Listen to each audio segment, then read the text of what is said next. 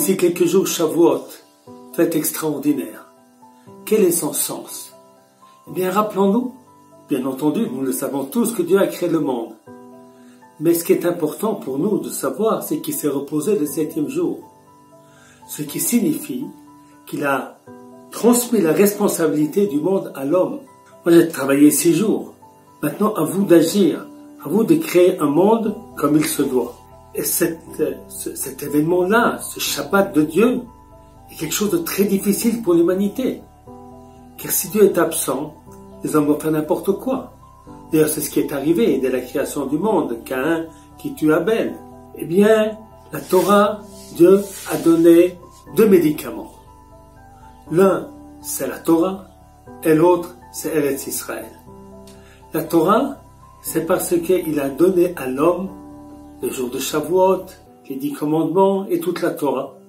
Et c'est ainsi que l'homme a reçu la parole de Dieu, il a reçu le mode d'emploi du monde, et c'est ainsi que nous ne sommes pas désemparés, ne sachant pas comment agir.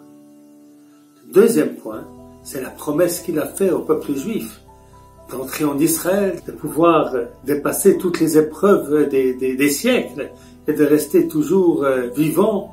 Lorsque cela se réalise, eh bien c'est bien la preuve que Dieu n'a pas quitté la scène de l'histoire. Alors nous avons donc 2 piliers pour avoir la présence de Dieu dans ce monde. L'un, c'est sa parole, ça c'est Shavuot, et puis l'autre, c'est la présence juive en Eretz Israël, comme il est annoncé dans la Torah. Et c'est ainsi que la Torah et Eretz Israël, eh bien, sont reliés l'un à l'autre. Parce que nous pouvons croire en la Torah, parce que ce qui est marqué dans la Torah se réalise.